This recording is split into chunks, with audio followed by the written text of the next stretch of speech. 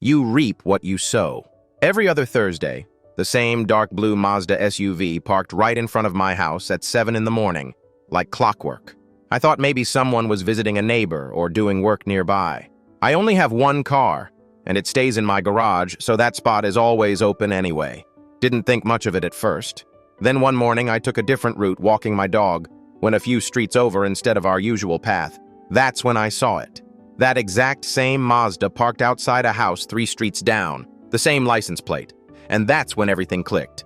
I checked my phone calendar, and sure enough, every time that car showed up at my place was exactly on street sweeping day for my neighborhood.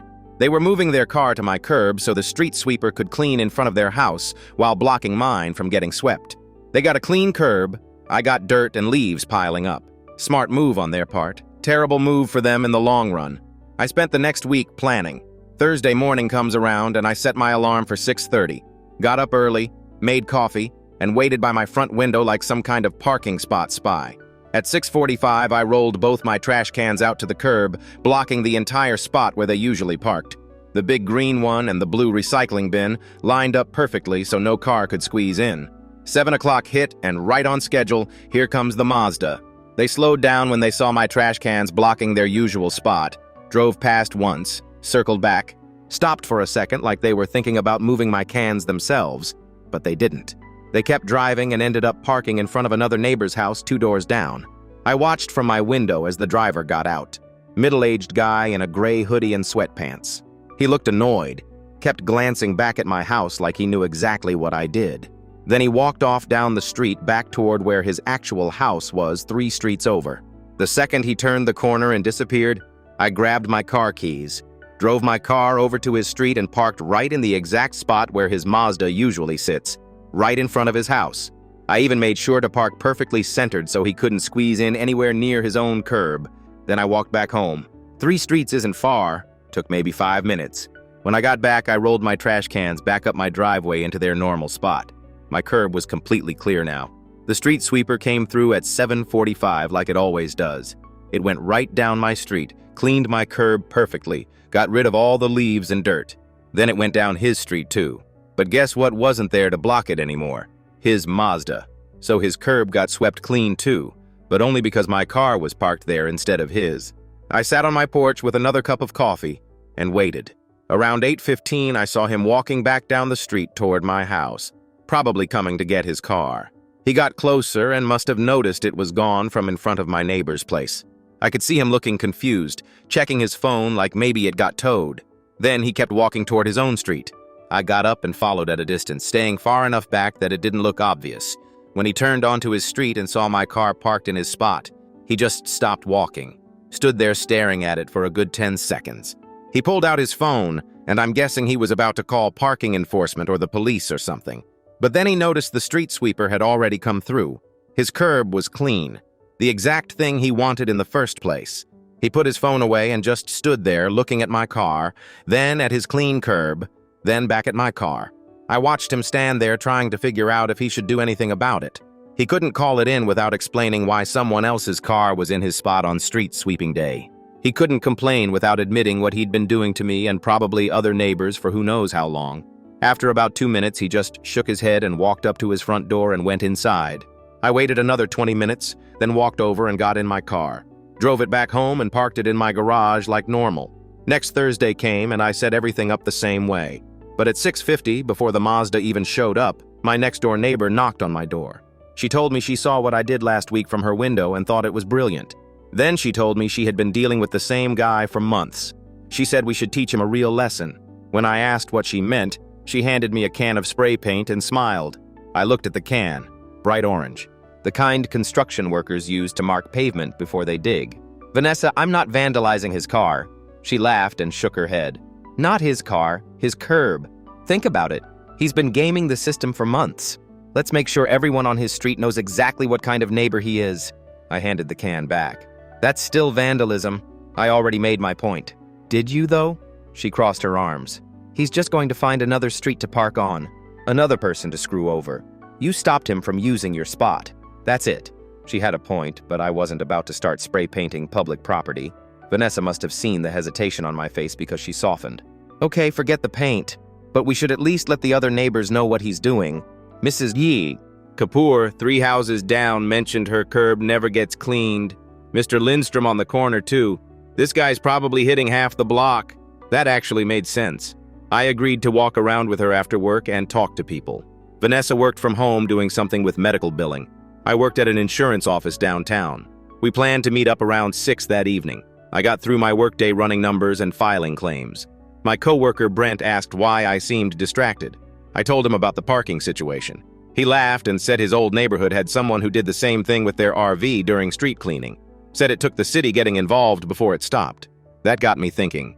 If this guy was doing it regularly, there had to be a record. Street sweeping violations, parking complaints, something. I spent my lunch break looking up city records online, found the address for the house where the Mazda belonged. The owner's name was listed as Terrence Vall. When I got home, Vanessa was already waiting on my porch with a notebook. "I've been keeping track," she said, flipping through pages of dates and times. "He's been doing this for at least 8 months, maybe longer. I only started noticing around March." We walked to Mrs. Kapoor's house first. She was in her 70s, lived alone since her husband died. Her driveway was steep, and she couldn't always move her car out for street cleaning, so she relied on the sweeper coming through to keep the curb clear. Except, it never did. "I thought maybe the city was skipping our street," she said, leaning against her doorframe.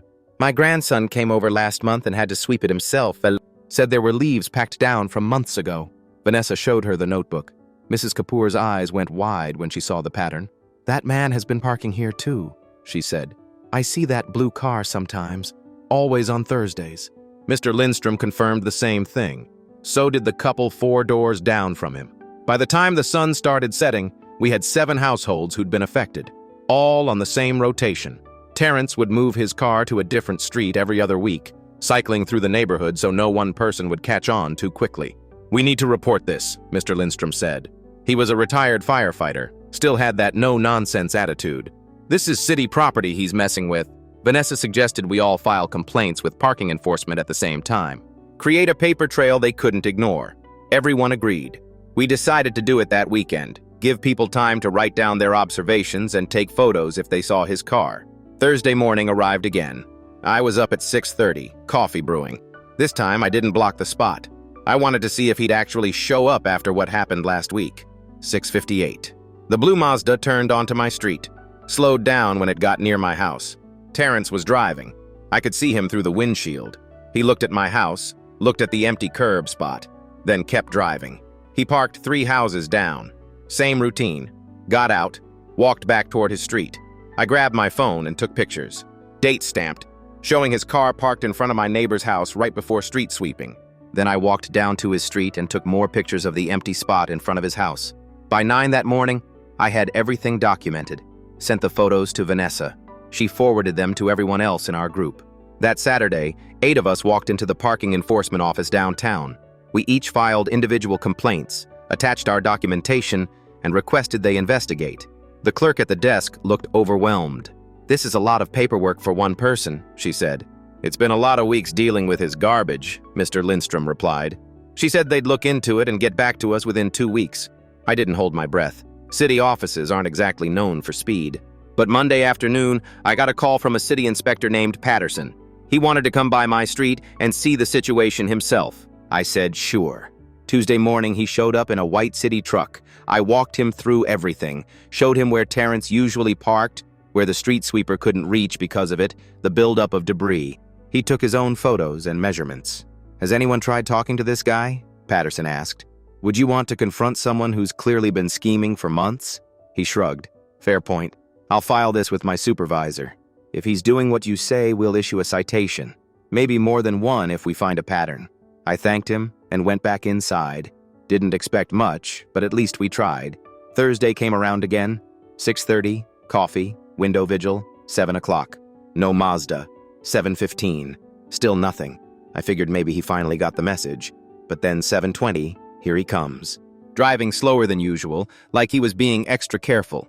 He drove right past my house without stopping, went down 2 more blocks, and parked there instead. So he wasn't stopping, just adapting. I texted Vanessa.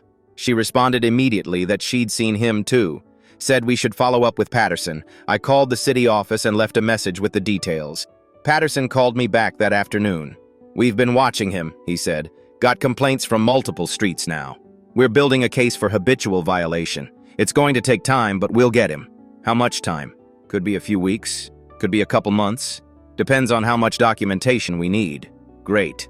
So Terrence was just going to keep doing this while the city slowly processed paperwork. That weekend, Vanessa had another idea. She suggested we start a neighborhood watch group. Not for crime exactly, but for this kind of quality of life stuff. People gaming the system, ignoring community rules. She posted about it on our neighborhood Facebook page. 40 people showed up to the first meeting in her backyard. Turned out Terrence wasn't the only problem. Someone was dumping trash behind the community mailboxes. Another person was running an unlicensed dog breeding operation that left their yard covered in waste. A house 2 streets over was operating as an Airbnb, despite being in a residential-only zone. We split into groups. I ended up leading the parking enforcement team. 5 of us total. We started documenting everything. Every time Terrence moved his car, we logged it. Every time someone else pulled a similar stunt, we logged that too. 2 weeks later, Patterson called again. They had enough to issue Terrence a formal citation, $500 fine. He had 2 weeks to contest it or pay up.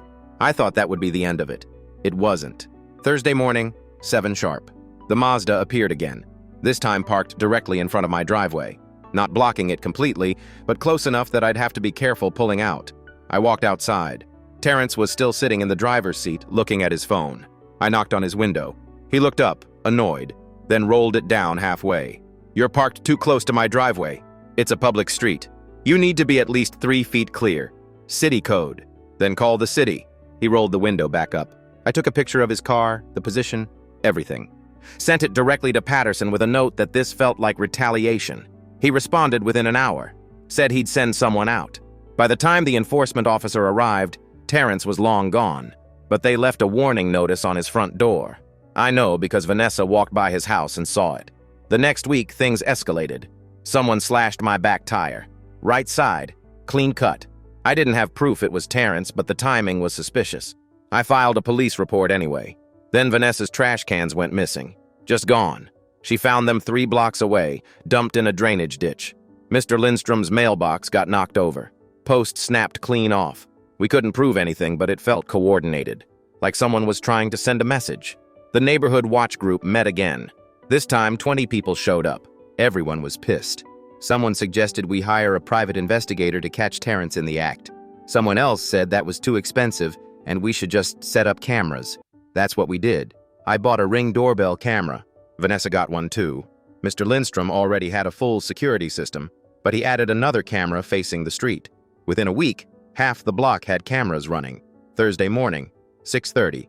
I was watching the live feed from my phone while I made coffee. 6:55. Blue Mazda pulls onto the street.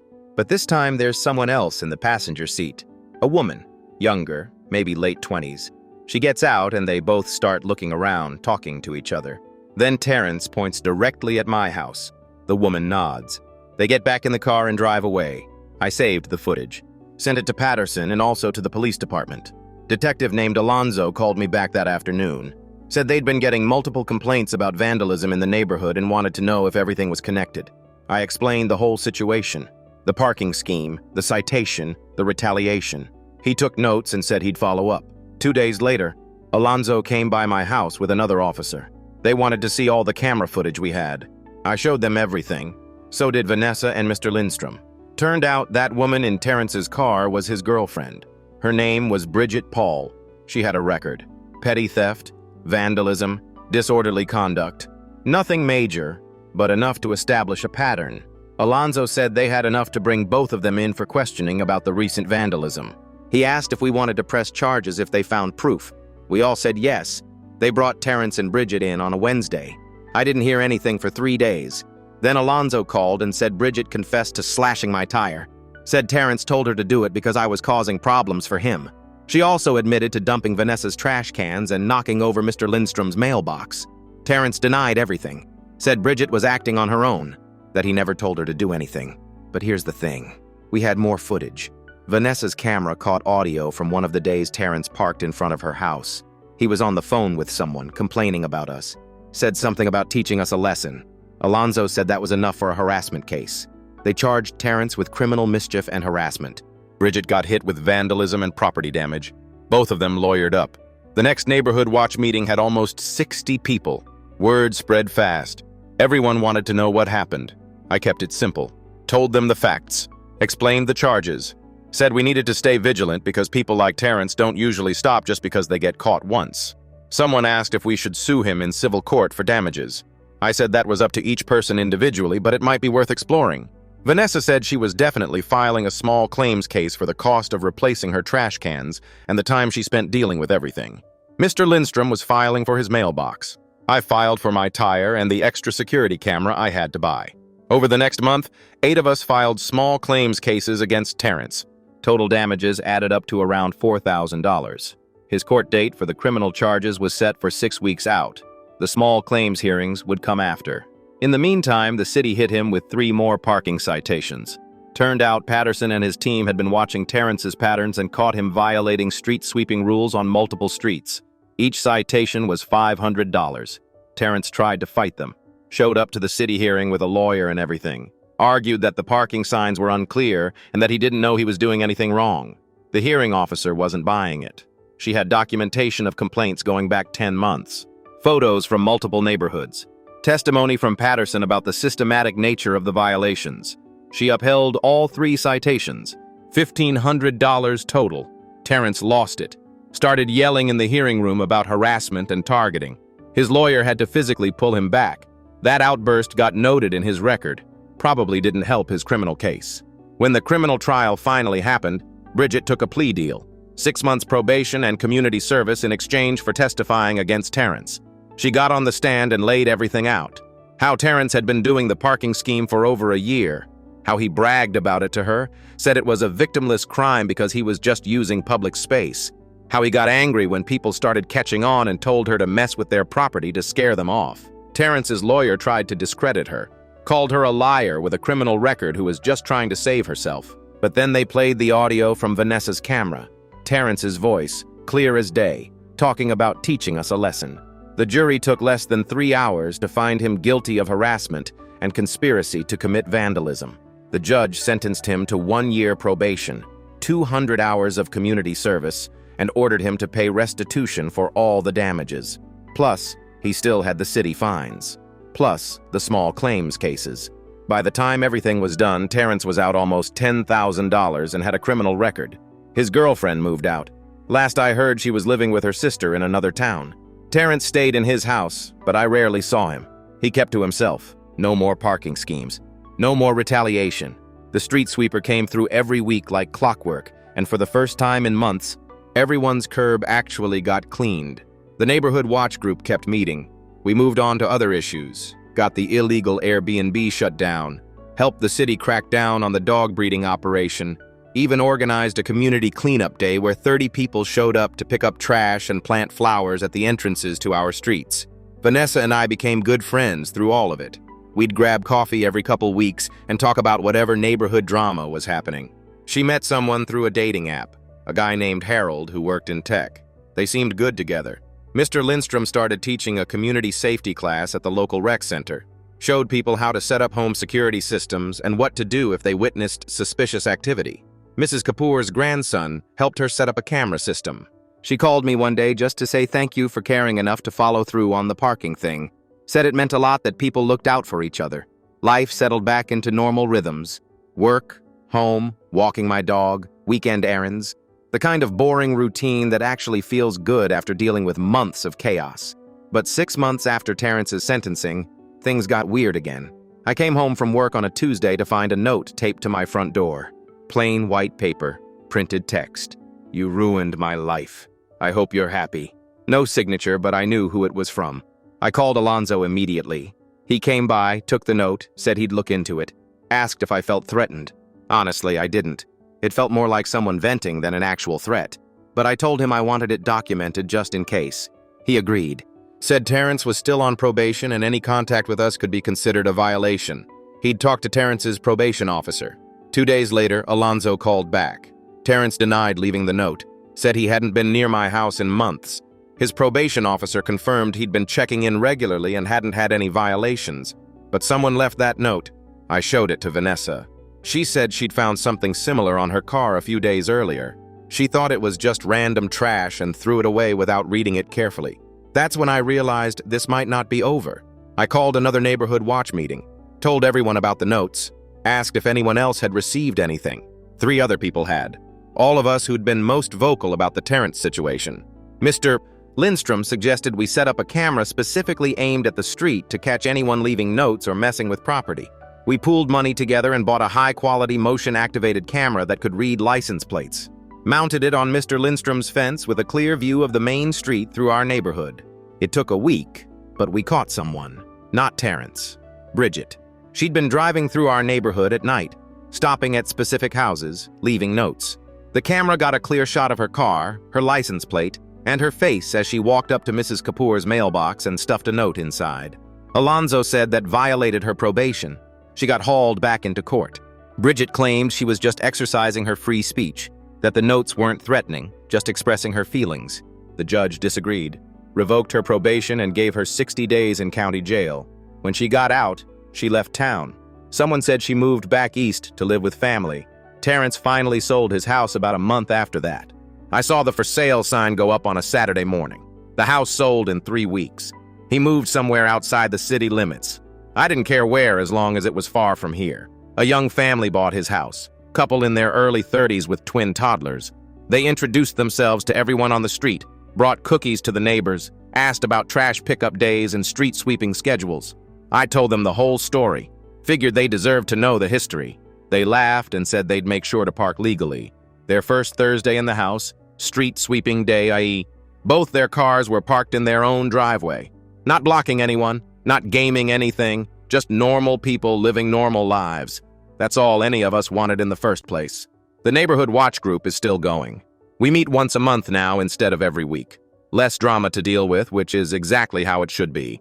Vanessa got engaged to Harold. They're planning a small wedding in the spring. Mr. Lindstrom's daughter had a baby. He's a grandfather now, brings the baby to neighborhood events, walks around with her in a stroller showing her off to everyone. Mrs. Kapoor still lives alone but has more visitors now. People from the watch group check on her regularly, help with yard work, drive her to appointments when her grandson can't make it. As for me, life's pretty quiet. Still working at the insurance office. Still walking my dog. My curb gets swept every 2 weeks like it's supposed to. Sometimes I think about how much energy went into dealing with Terrence and his parking scheme. How something so small turned into months of documentation, meetings, court dates, and stress. But then I remember Mrs. Kapoor thanking me for caring. Vanessa becoming a close friend. The whole neighborhood coming together and actually making things better. That's worth something. Maybe worth all the trouble. You reap what you sow. Terrence learned that the hard way. And the rest of us learned that when people actually work together instead of just complaining, things can change. I'm sitting on my porch right now, same spot where I used to watch for that blue Mazda. Coffee's getting cold. Dog's asleep at my feet. Street sweeper just finished its route, and my curb looks perfect. Can't ask for much more than that. Update 1. 3 months later. I thought I was done with this whole mess. Really thought it was over. Terrence was gone. Bridget was gone. The neighborhood was peaceful. Life was back to normal. Then my dog started acting weird. Biscuit is a 7-year-old golden retriever. Sweetest dog you'll ever meet. Never aggressive, never anxious. But about 3 weeks ago, he started barking at night. Not his normal bark. This low, constant growl toward the front window. First couple nights, I figured it was a cat or a raccoon. We get wildlife through here sometimes, but it kept happening. Same time every night, around 2 in the morning. Biscuit would stand at the front window, hackles up, growling at something outside. I'd look out and see nothing. Empty street, parked cars. Streetlights casting orange pools on the pavement. Everything normal. But Biscuit wouldn't settle down. I'd have to physically lead him back to his bed and sit with him until he relaxed. Then an hour later, same thing. After a week of this, I was running on maybe 4 hours of sleep a night, showing up to work looking like hell. Brent asked if I was sick. I told him my dog was having issues. "You should check your security camera," he said. "Maybe there's something actually out there." I felt stupid for not thinking of that sooner.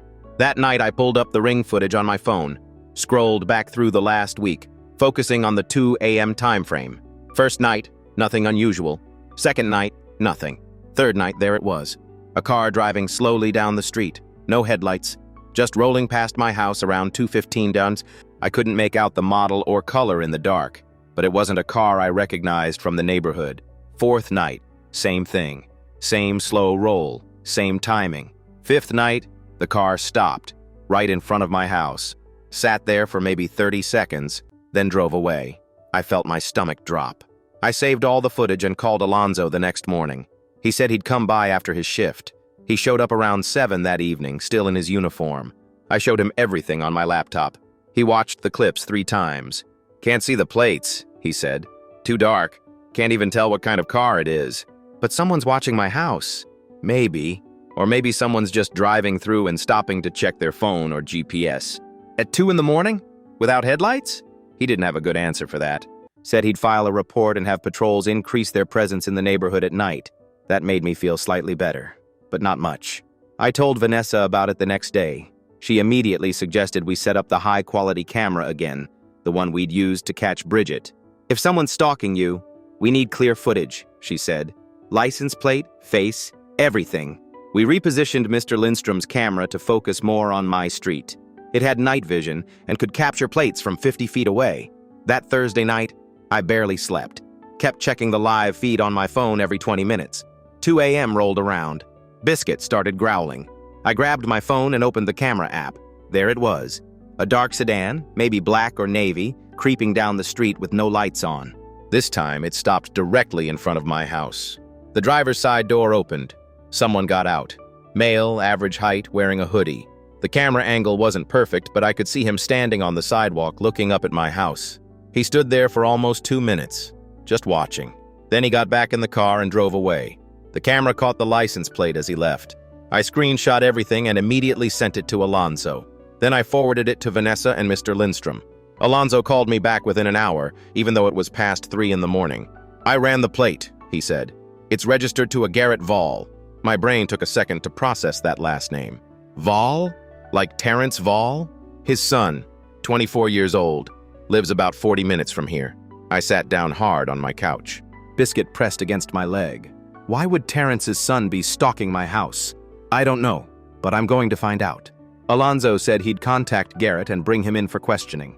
Told me not to confront him if I saw him again, just call the police immediately. I didn't sleep at all that night. Just sat on my couch with every light in the house on and Biscuit's head in my lap. The next day, Alonzo called with an update. Garrett admitted to driving by my house. Said he was checking on me because his dad told him I'd ruined their family. He claims he wasn't doing anything illegal, Alonzo said. Just exercising his right to drive on public streets. At 2 in the morning with no headlights, while staring at my house. I explained that to him. Told him it constitutes intimidation and harassment. He said he didn't mean it that way, that he was just curious about who you were. Did you arrest him? Not yet. There's not enough for charges unless he escalates. But I warned him that if he comes near your property again, I will arrest him. Also put a note in the system so any officer who sees his car in this neighborhood knows to stop him. I felt like I was going crazy. All of this over a parking spot. Over holding someone accountable for breaking the rules. I called a neighborhood watch meeting for that weekend. 20 people showed up, including some new faces.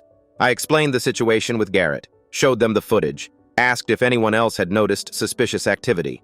2 people raised their hands. A woman named Phoebe, who lived 4 houses down, said she'd seen an unfamiliar car parked on her street at odd hours. She hadn't thought much of it until now. Another guy, Julian, said his wife noticed someone walking through their backyard last week. They'd filed a police report but didn't have any cameras to catch who it was. The realization spread through the group. Garrett wasn't just targeting me. He was surveilling the whole neighborhood. Probably anyone who'd been involved in his dad's case. Mr. Lindstrom stood up. We need to make this neighborhood a fortress. Cameras on every block. Coordinated monitoring. If this kid shows up again, we'll have 10 different angles of footage. Everyone agreed. We split the cost of 4 more security cameras and installed them at strategic points around the neighborhood. Created a shared cloud folder where everyone could upload footage. Set up a group text chain for real-time alerts. It felt extreme. But after everything we'd been through, no one wanted to take chances. 3 days later, Garrett came back. This time, it was early evening, around 7. Still light out. He pulled onto my street in the same dark sedan and parked right in front of my house. I got the alert on my phone immediately. So did Vanessa, Mr. Lindstrom, and 6 other people. I watched through my front window as Garrett got out of his car. He walked up to my mailbox, looked inside, then turned and stared directly at my house. My phone buzzed. Vanessa texting. I called the police. Don't go outside. But I was already angry, tired of being scared in my own home. I opened my front door and stepped onto the porch. Garrett saw me and smiled. Not a friendly smile, something colder. You Dalton? He called out. Get off my property. I'm on the sidewalk. Public property. He spread his arms out. Just wanted to see what kind of person destroys someone's life over a parking spot. Your father destroyed his own life. I just held him accountable. Garrett laughed. You got him arrested. Cost him thousands of dollars. He lost his job. Can't find work now because of his record. All because you couldn't mind your own business. He was breaking the law. It was a parking spot. Garrett's voice rose. You people treated him like a criminal over a parking spot. He became a criminal when he harassed us and vandalized our property. Because you pushed him. You couldn't just let it go. Sirens in the distance, getting closer. Garrett heard them too. His expression changed, the smile dropping. This isn't over. You think you won, but you didn't. People like you always think you're right, think you're helping. You're not. You're just making things worse. He got back in his car and drove off just as a police cruiser turned onto the street. The officer took my statement. I showed him the footage from multiple cameras. He said they'd follow up with Garrett and discuss filing a restraining order. Has he threatened you directly? The officer asked. Not exactly, but he said this isn't over. That's vague. Might not be enough for a judge. But document everything. If he comes back, we'll have a stronger case. After the officer left, I went inside and locked every door and window. Biscuit stayed close to me the rest of the night. Vanessa came over around 9, brought dinner from the Chinese place we both liked. We ate mostly in silence, both of us processing what happened. You should stay somewhere else for a few days, she finally said. My place, Mr. Lindstrom's, anywhere but here. I'm not leaving my house because some kid is having a tantrum. It's not about giving in. It's about being safe. I have cameras, locks, a phone. I'm safe. She didn't look convinced, but she didn't push it. That night, Biscuit didn't bark. No cars drove by. Nothing on the cameras. Maybe Garrett got scared off by the police showing up. Or maybe he was just planning something different. I found out which one the next morning. I woke up to my phone ringing. Unknown number. I normally don't answer those, but something made me pick up. Hello? Heavy breathing on the other end. Then a voice I recognized from yesterday. You should check your car. Click. Garrett hung up. My heart started racing. I threw on shoes and ran outside in my pajamas. My car was in the driveway where I'd left it, but all 4 tires were slashed. Deep cuts in the sidewalls, completely destroyed. Spray painted on the hood in the same orange color Vanessa had offered me months ago. Mind your business. I called the police. Then I called Alonzo. Then I called my insurance company. Police arrived first. Different officers this time. They took photos, dusted for fingerprints on the spray paint can that was left on the ground nearby. One of them asked if I had security footage. I pulled it up on my phone. The camera had caught everything. 3 a.m., Garrett's car pulled up. He got out, looked around, then pulled a knife from his pocket and went to work on my tires. The whole thing took less than 5 minutes. He spray painted the hood last, then dropped the can and left. His face was clearly visible. License plate clearly visible. Everything documented. This is vandalism, destruction of property, and harassment, the officer said. We'll issue a warrant for his arrest. How long will that take? He'll probably be picked up within 24 hours. Do you have somewhere else you can stay in the meantime? This time I said yes. I packed a bag, loaded Biscuit into Vanessa's car, and went to stay at her place. Harold was there too. He'd moved in with her a few weeks ago. They set me up in their guest room and promised I could stay as long as I needed. That afternoon, Alonzo called. They'd arrested Garrett at his apartment, found more spray paint in his car, the knife he'd used. He was being charged with vandalism, harassment, stalking, and destruction of property. His bail was set at $10,000. His dad couldn't afford it. Garrett stayed in jail. I felt relieved, but also exhausted. This entire situation had spiraled so far beyond anything reasonable. The next neighborhood watch meeting had almost 80 people. Word had spread beyond our immediate area. People from surrounding neighborhoods showed up, worried about similar situations. I told the story again, start to finish. The parking scheme, Terrence, Bridget, now Garrett. Everything. When I finished, the room was silent for a solid 10 seconds. Then someone in the back stood up. A man I didn't recognize. He said his name was Otto. I lived in Terrence's old neighborhood, Otto said, before he moved near you. He did the same thing there. Took us 8 months to figure it out, and another 4 months to get him to stop. He moved right after that. Other people started sharing similar stories.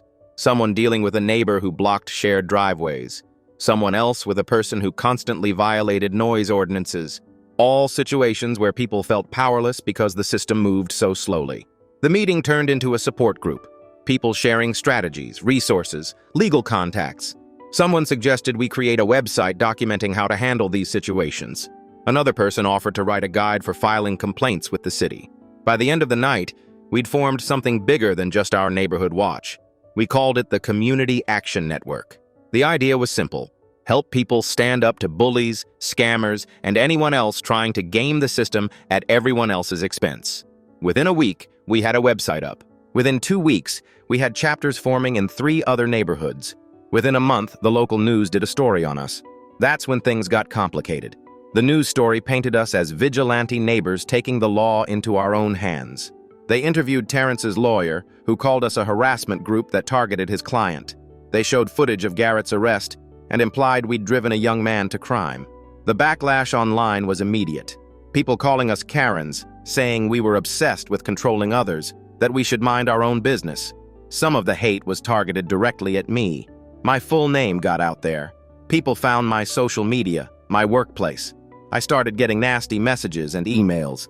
My boss called me into his office, said I wasn't in trouble, but the company was getting calls from angry people demanding they fire me. He asked me to keep a low profile for a while. I deleted my Facebook account, locked down my Instagram, changed my phone number. Vanessa got hit too. People showed up at her house yelling. Someone threw eggs at her car. Harold wanted to call the police every time, but Vanessa was worried it would just make things worse.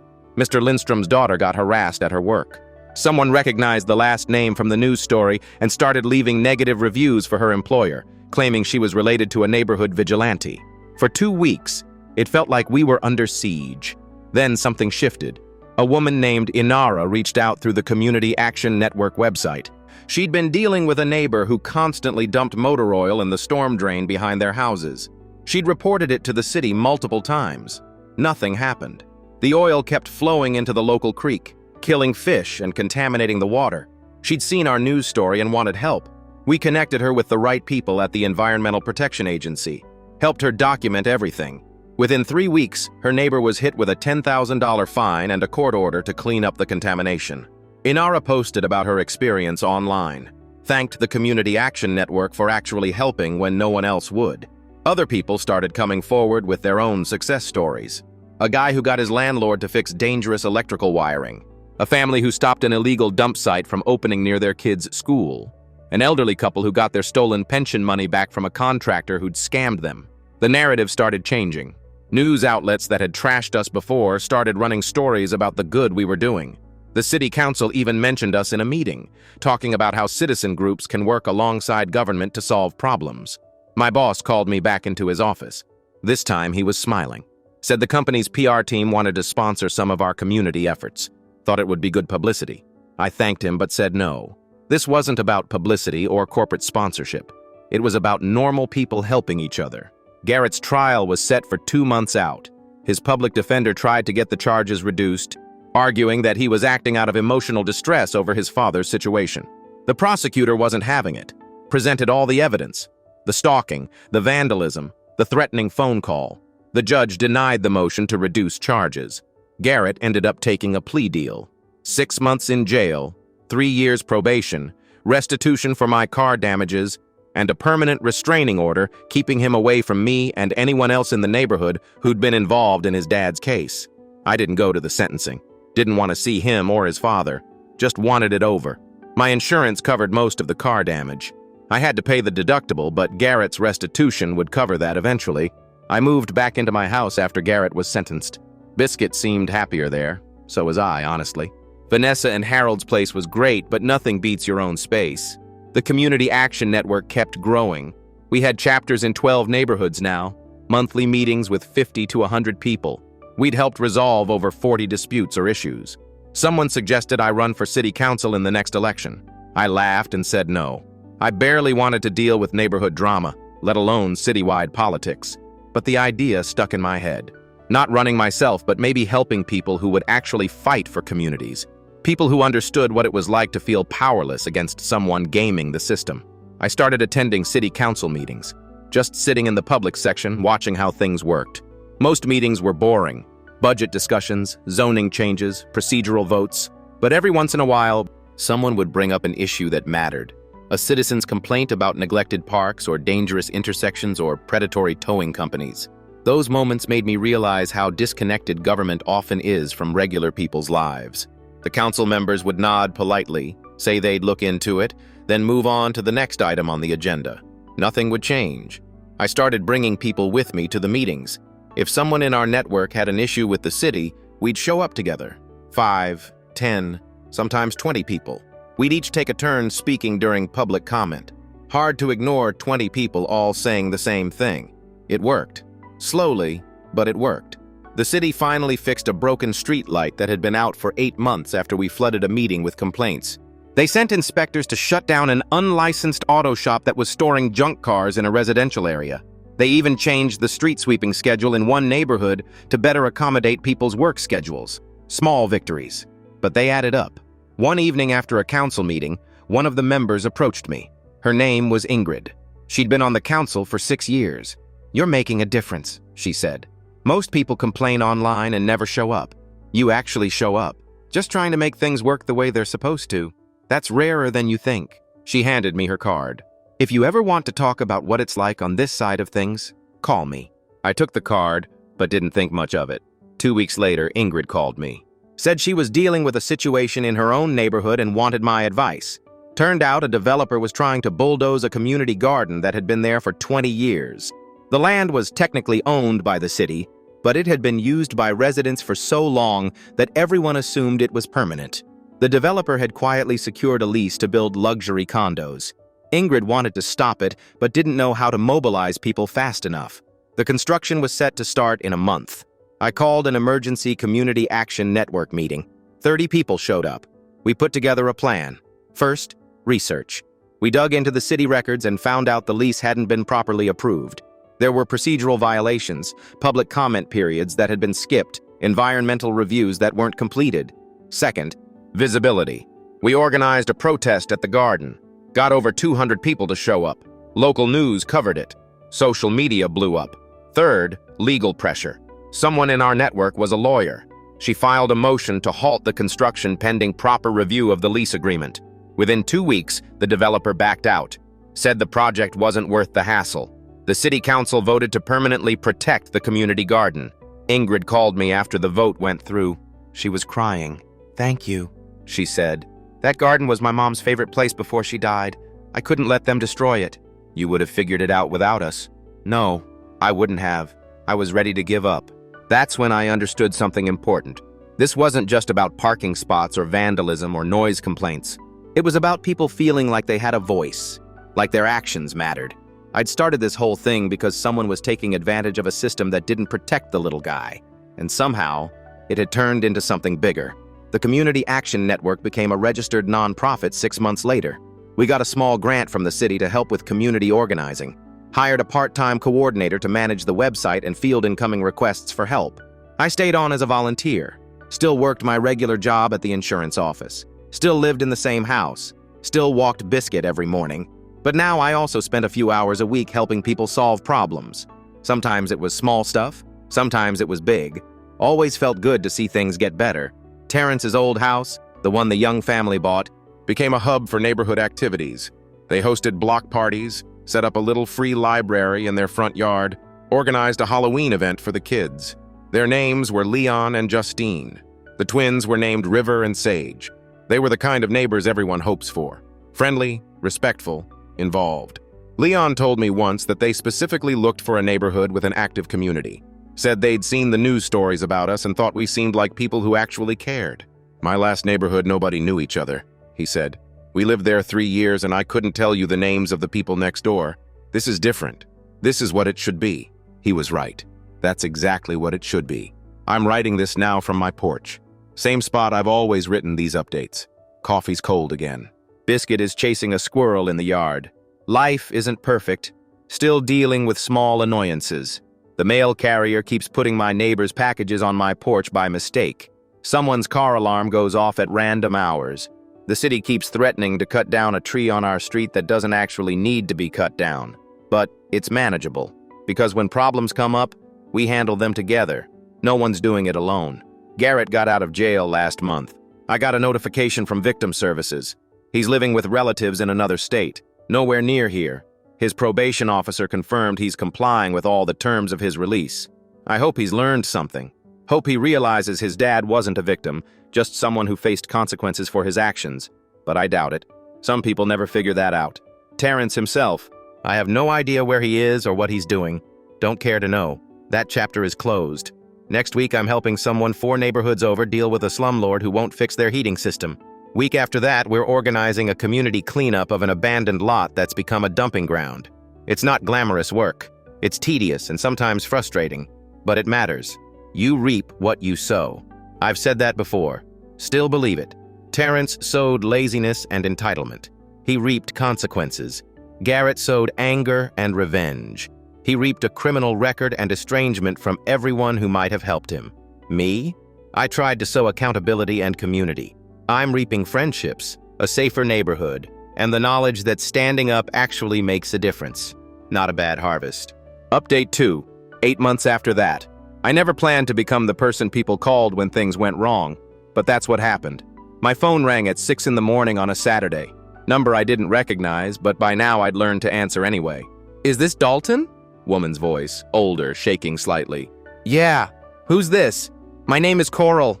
I got your number from the Community Action Network website. I need help. I sat up in bed, already reaching for a notepad.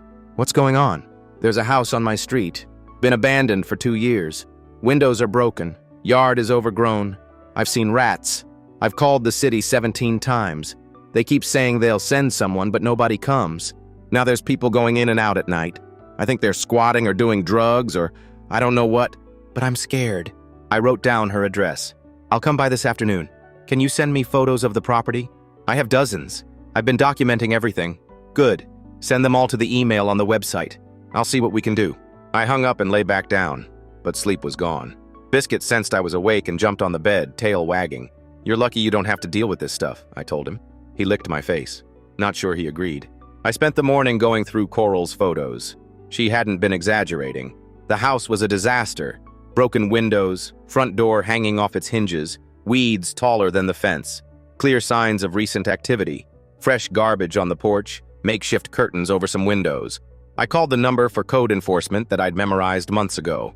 Weekend calls went to voicemail, but I left a detailed message with the address and situation. Then I reached out to the Community Action Network group chat, asked if anyone was available to come with me to check out the property that afternoon. Safety in numbers. Vanessa responded immediately. So did Mr. Lindstrom and 3 others I'd worked with on previous issues. We met at a coffee shop near Coral's neighborhood around 2. She was waiting outside, a woman in her late 60s with gray hair and tired eyes. She led us to her street. The abandoned house was worse in person. I could smell it from the sidewalk, something rotting mixed with sewage. That smell started last month, Coral said. I think a pipe burst, or worse. Mr. Lindstrom walked around the perimeter, careful not to actually step on the property. There's definitely people here recently. Look at those footprints in the mud. He was right. Multiple sets of tracks leading to and from the back door. Have you seen anyone specifically? I asked Coral. Twice. Both times at night. Young people, I think. They had flashlights. One time I saw someone carrying in blankets. You call the police? 3 times. They came once, knocked on the door, nobody answered, they left. Said they can't enter without a warrant or probable cause. I took more photos with my phone. Then I called a contact I'd made a few months back, a city inspector named Tyrell who actually responded to problems. He picked up on the second ring. It's Dalton. I've got a situation I need you to look at. I explained everything. Tyrell sighed. I can be there Monday morning. Can't do anything on the weekend unless it's an emergency. This is an emergency. There's people living in a structurally unsound building with no utilities. That's a health and safety risk. Send me the photos. I'll see what I can do. I sent everything. Tyrell called back 20 minutes later. I can get someone out there tomorrow morning. If it's as bad as you're saying, we can red tag it immediately. That'll at least keep people out legally. Thank you. Don't thank me. Just doing my job. I wished more people in city departments had Tyrell's attitude. Sunday morning, Tyrell met us at the property with another inspector. They spent 30 minutes looking at everything, taking their own photos, checking utility connections. Water's been shut off for 18 months, Tyrell said. Electric, too.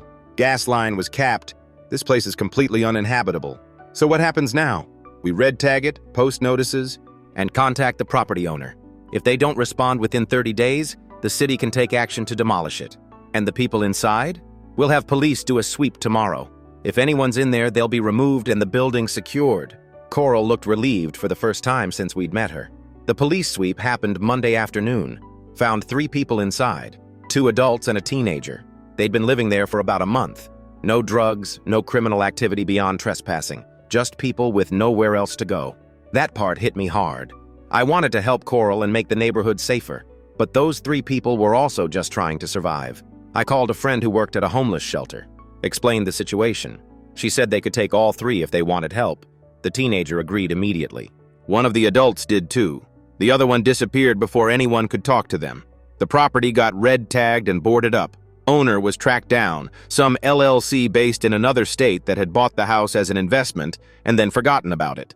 City fined them $20,000 for code violations and ordered them to either fix it or demolish it within 60 days. They chose demolition. The house came down 3 weeks later. Coral cried when she watched the excavator tear into it. I've been looking at that wreck for 2 years. Felt like nobody cared. People care. System's just slow sometimes. Not with you pushing it. I didn't know how to respond to that. I wasn't special. I just learned how the system worked and was willing to be annoying until things got done.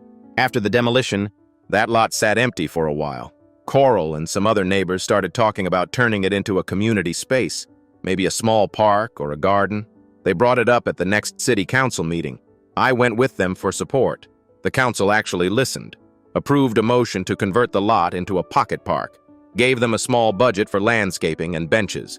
The neighborhood would maintain it through volunteer work. 6 months later, that empty lot had trees, flowers, a little path, and 3 benches. Coral organized a ribbon-cutting ceremony.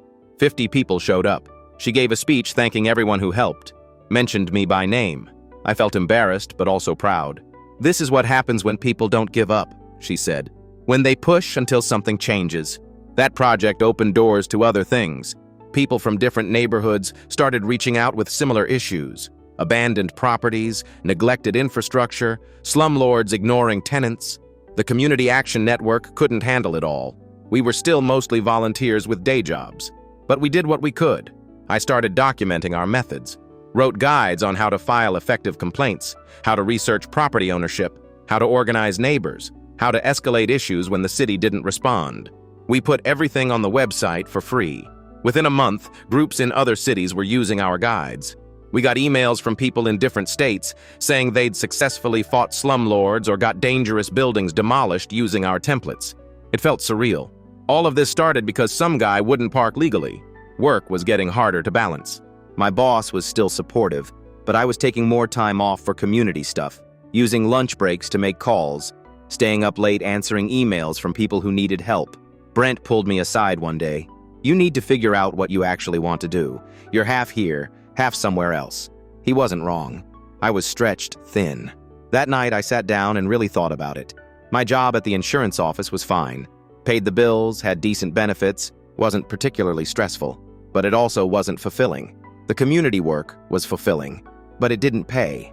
I needed to find a middle ground. I started looking at jobs with nonprofits, community organizing positions, advocacy roles, anything that combined my skills with the work I actually cared about. Found a posting for a community outreach coordinator with a regional housing advocacy group. The pay was less than my insurance job, but not by much, and it was exactly the kind of work I'd been doing for free. I applied, got an interview 2 weeks later. The interview panel asked me about my experience. I told them everything. The parking spot saga, starting the Community Action Network, all the projects we'd done. Why do you want to do this professionally? One of them asked. Because I'm already doing it. Might as well get paid for it and have resources to help more people. They liked that answer. Offered me the job a week later. I gave my 2 weeks notice at the insurance office. My boss wasn't surprised. You've been checking out for months, he said. Go do what makes you happy. Brent threw me a going-away lunch. Said he'd miss having someone to complain about work with. I promised to stay in touch. My first day at the new job was overwhelming. So much to learn. New systems, new people, new issues to tackle, but it felt right. My supervisor, a woman named Keiko, had been doing this work for 15 years. She took me under her wing immediately. "You've got good instincts," she said after my first week, "but you need to learn when to step back. Not every fight is worth fighting." That was hard for me. I wanted to help everyone who asked, but she was right. Some situations were too complicated or too far gone. I had to learn to triage. Over the next few months, I worked on cases involving tenant rights, housing discrimination, predatory lending, bigger issues than parking spots and abandoned houses, but the same principles applied. Document everything. Know the rules. Be persistent. Show up. The Community Action Network kept running without me being as hands-on. Vanessa took over a lot of the coordination. Mr. Lindstrom handled the tech side. New volunteers stepped up. It was growing beyond what any of us expected. 12 chapters became 20, then 30. We had people reaching out from rural areas, suburbs, cities, all dealing with similar problems, all tired of feeling powerless. Someone suggested we organize a conference, bring together everyone who'd been involved, share strategies, network. We held it at a local community college. Expected maybe 100 people. 300 showed up. I gave a keynote speech, talked about how this all started with a parking spot and evolved into something bigger, how individual actions compound into community change. "You don't need permission to make things better," I said. "You just need to care enough to try." People actually stood up and clapped. I'd never experienced anything like that. After the conference, news outlets started paying attention again. This time, the coverage was different. Less about vigilantes, more about grassroots organizing. A few articles called us a model for civic engagement. I did a couple interviews, tried to emphasize that we weren't special. Anyone could do this. It just required showing up and not giving up. One interview was with a local NPR station. The host asked me if I ever regretted confronting Terrence in the first place. "No," I said, because it wasn't really about him. He was just the catalyst. The real issue was whether people were going to keep accepting things being broken or actually try to fix them. And you chose to fix them. I chose to try. Big difference. That interview clip got shared online. Someone made it into one of those motivational quote graphics. My words over a picture of a sunrise. It was corny, but people seemed to like it. My life had become strange. I was still living in the same house, still had the same dog, still dealt with normal, boring life stuff. But now I also had people recognizing me at the grocery store, asking for advice or thanking me for helping their cousin or their friend. It was nice, but also exhausting. Vanessa noticed I was burning out again. She and Harold invited me over for dinner one night. "You're doing too much," Vanessa said. "Even with the new job, you're still answering emails at midnight and taking calls on weekends. People need help, and you need to take care of yourself. You can't help anyone if you collapse." Harold nodded. "She's right. You've built something great, but you've also got to let other people carry some of the weight." They were right. I'd gotten so caught up in momentum that I'd forgotten to set boundaries. I started saying no more often, delegating things I used to handle myself, taking actual weekends off instead of working through them. It felt wrong at first, like I was letting people down, but the work still got done. Other people stepped up. The network kept functioning. Turned out I wasn't as essential as I thought I was. That was both humbling and liberating. 1 year into my new job, Keiko called me into her office. She'd been promoted to regional director, asked if I wanted her old position as senior coordinator. More money, more responsibility, more opportunity to shape policy. I said yes. The new role meant traveling more, visiting different communities, training local organizers, helping set up new programs. I was on the road 2 or 3 days a week. Biscuit stayed with Vanessa when I traveled. She'd gotten a dog of her own by then, a rescue named Pepper. The 2 dogs were best friends. Leon and Justine from Terrence's old house started checking on my place when I was gone. Brought in my mail, kept an eye on things. They'd become like family over the past couple years. Their twins were in preschool now. River was obsessed with dinosaurs. Sage loved drawing. They'd leave little pictures on my porch sometimes. I kept every single one. The neighborhood itself had changed a lot. More people involved, more communication, more sense of actual community. We'd solved dozens of small problems and a few big ones. Property values went up, which was good for homeowners but made me worry about affordability. Last thing I wanted was for our improvements to price out longtime residents. We started talking about that at network meetings. How to keep neighborhoods strong without gentrifying them.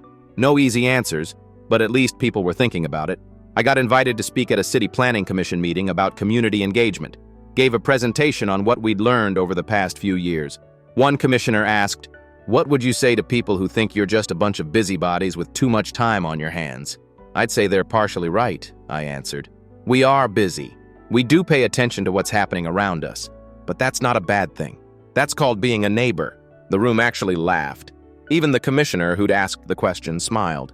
After the meeting, a developer approached me, said he was working on a new housing project and wanted community input from the start instead of fighting about it later. That was a first. Usually, developers bulldozed ahead and dealt with complaints afterwards. We set up a meeting with residents near the proposed site. The developer actually listened, made changes based on feedback, added more green space, adjusted the building heights, committed to including some affordable units. The project got approved with community support instead of opposition. Everyone walked away feeling heard. "This is how it should work," the developer told me later. "I don't know why more people don't do it this way. Because it's harder than just doing what you want." Yeah, but it's worth it. More developers started reaching out. More city departments. More neighborhood groups. The work was snowballing. The Community Action Network hired its first full-time executive director, someone who could actually run the organization while the rest of us did the ground-level work. Her name was Whitney. She'd spent 20 years in nonprofit management. She was perfect for the role. Organized, strategic, great at fundraising. Within 6 months, she'd tripled our budget and doubled our staff. We could actually pay people now instead of relying entirely on volunteers. I stayed on the board of directors, but stepped back from day-to-day operations. It was time. The organization had outgrown needing me to be involved in everything. My work with the housing advocacy group kept expanding. We were pushing for policy changes at the state level. Better tenant protections, stricter enforcement of housing codes, funding for affordable housing development. It was slow work, but things were moving. I testified at the state capitol twice. Once about predatory landlord practices, once about abandoned property issues. Both times, legislators actually seemed to listen. A few months later, 2 bills passed that incorporated some of our recommendations. Small victories, but they mattered. I got an email from Coral, the woman whose abandoned house situation had connected me to so much of this work. She'd seen news coverage of the bill signing. "Look what you started," she wrote. "That house on my street is a park now, and you're changing laws. I'm so proud to know you." That email made me tear up. I printed it out and put it on my fridge. 3 years after the parking spot incident, I barely recognized my life. New job, new purpose, new ways of spending my time. But also the same house, same dog, same core group of people I cared about. Terrence Vall felt like a lifetime ago. I hadn't thought about him in months. Then one day I got a letter in the mail. Handwritten address. No return address. I almost threw it away, thinking it was junk mail. But something made me open it. Inside was a single sheet of paper. Terrence's handwriting. I recognized it from documents during his case. "I hope you're happy with what you did to my life. I hope it was worth it to you. I hope you feel like a hero." Nothing else. No signature. Just those 3 sentences. I sat on my couch holding that letter for a long time. Biscuit put his head on my lap. Part of me wanted to crumple it up and throw it away. Part of me wanted to respond. Part of me just felt tired. I ended up scanning the letter and emailing it to Alonzo. Asked if it violated any restraining orders or constituted harassment. He said it was borderline but probably not enough to act on unless Terrence escalated. "Do you feel threatened?" Alonzo asked. "No, just annoyed. He still doesn't get it." Some people never do. I filed the letter away in a folder with all the other documentation from that time. Maybe someday I'd need it, maybe not. I didn't let it derail me. I'd learned that some people will always see themselves as victims no matter what actually happened. That wasn't my problem to fix. My problem was helping the people who actually wanted help, who were willing to work toward solutions instead of just blaming others. There were enough of those people to keep me busy for the rest of my life. I'm writing this update from a hotel room in a city 4 hours away. I'm here training a new community organizing group that's dealing with slumlords in their neighborhoods. Tomorrow I'll teach them how to document violations, how to coordinate with code enforcement, how to apply pressure until things change. Same things I had to figure out myself not that long ago. The work continues. Problems keep coming, but so do solutions. You reap what you sow. Still true. Always will be. Terrence sowed bitterness and blame. He's reaping isolation and regret. I sowed persistence and community. I'm reaping a life that feels meaningful. Not perfect, still stressful, still exhausting sometimes, but meaningful. And that's enough. Final update, 18 months later. I'm writing this from the same porch where I wrote everything else. Same chair, same spot, same routine. But everything around it has changed. Biscuit is asleep in the sun next to me. He's getting older, moving slower. I know we don't have as much time left together as I'd like, but I'm grateful for every day. The neighborhood is quiet this morning. Street sweeper came through an hour ago. Curbs are clean. Everything working exactly like it should. 5 years ago, none of this existed. The network, the advocacy work, the policy changes, the people I've met. It all started because I refused to let someone get away with a small injustice. I never imagined it would lead here. My job with the housing advocacy group evolved again. I'm directing the community organizing division now. We've got teams in 15 cities across 3 states. We're training organizers, providing resources, pushing for systemic change. It's bigger than anything I dreamed of back when I was just trying to deal with a parking spot. Last month, we helped pass legislation that requires cities to maintain registries of problem landlords. Tenants can check before signing leases. Landlords with multiple code violations get flagged. The bill passed with bipartisan support. That almost never happens. But we built enough grassroots pressure that politicians couldn't ignore it. We threw a celebration in the biggest park in the city. 2,000 people showed up. Tenants who'd been screwed over by bad landlords, organizers who'd spent years fighting for change, families who now had better protections. I gave a speech, but this time I kept it short. Talked about how change doesn't happen because of one person. It happens because enough people decide that the status quo isn't acceptable. You did this, I told the crowd. Every person who filed a complaint, who showed up to a meeting, who refused to be quiet when something was wrong. You did this. People cheered.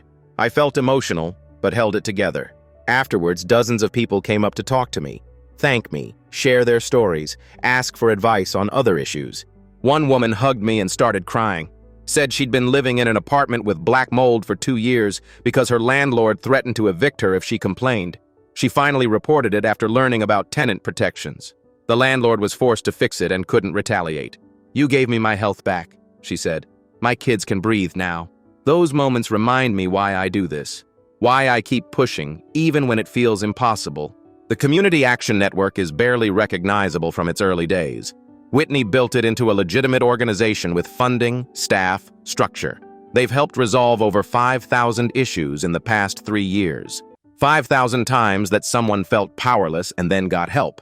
5,000 times that the system actually worked because people made it work. I'm not as involved anymore. I attend board meetings quarterly, help with major strategic decisions, but the day-to-day operations are handled by people more qualified than me. That's how it should be. I was never trying to build something dependent on me. I was trying to build something that would keep going regardless. Vanessa and Harold got married last year. Small ceremony in their backyard. I was the best man. It was perfect. They're talking about having kids soon. Vanessa jokes that she wants to raise them in a neighborhood where people actually give a damn. Mission accomplished on that front. Mr. Lindstrom's granddaughter is 2 years old now. He brings her to neighborhood events in a wagon. She waves at everyone. That kid is going to grow up thinking the whole world is this friendly. Maybe that's naive, but maybe it's also teaching her how things could be. Leon and Justine's twins are in 1st grade. River still loves dinosaurs. Sage discovered soccer. They're normal kids living normal lives in a neighborhood that's actually functional. That's the whole point. None of this was about being heroes or making grand gestures. It was about making everyday life work better for regular people. My personal life is different too. I started dating someone about 8 months ago. Her name is Fiona. She's a teacher at an elementary school in the next district over. We met at a community meeting about school funding. She was there advocating for her students. I was there helping organize parent testimony. We got coffee afterward and talked for 3 hours. She understood the work I did. Didn't think it was weird or obsessive. Actually thought it was important. We've been taking things slow. Both of us have been burned before. But it's good. Really good. She met Biscuit last month. He loved her immediately, which is all the approval I needed. We're talking about maybe moving in together next year. Nothing definite, but we're heading that direction. It's strange to have space in my life for a relationship. For years, everything was work and activism and solving problems. I didn't think I had room for anything else. Turns out I was just burned out. Now that I've got better boundaries and more support systems, I actually have bandwidth for my own life. The work still matters. It always will. But it's not the only thing that matters. I got another letter from Terrence 6 months ago, similar to the last one. Bitter, resentful, blaming me for his problems. I didn't respond, just filed it away. Then last month I got a different kind of letter. This one from Garrett. He's out of prison, finished his probation. He wanted me to know that he'd been going to therapy and working on understanding his anger issues. I'm not asking for forgiveness, he wrote. I don't deserve that, but I want you to know that I understand now that my dad's problems weren't your fault. He made choices. I made choices. You were just trying to hold people accountable. He said he'd moved to a different state, was working in construction, trying to build a new life. I hope you're doing well. I hope you know that what you started actually helped a lot of people, even if my family wasn't one of them. I stared at that letter for a long time. I decided to write back, kept it brief, said I appreciated him reaching out, that I hoped he found peace, that I believed people could change if they genuinely wanted to. I don't know if he'll write again. Doesn't really matter. I said what I needed to say. As for Terrence, I heard through the neighborhood grapevine that he's living about an hour away, working as a mechanic, keeps to himself mostly. I hope he's figured things out, but I don't think about him much anymore. The parking spot that started everything, still there, still gets swept every 2 weeks. Nobody parks illegally in front of my house, but more importantly, nobody parks illegally in front of anyone else's house either. The whole neighborhood functions better. Small thing, but small things add up. I've been thinking about what comes next. My job is fulfilling but demanding. I'm traveling constantly, always dealing with crises, always fighting battles. I can do this work for years, but I'm also starting to think about eventually stepping back, training the next generation of organizers, being a resource instead of being on the front lines. Not yet, but someday. For now, I'm focused on the work in front of me.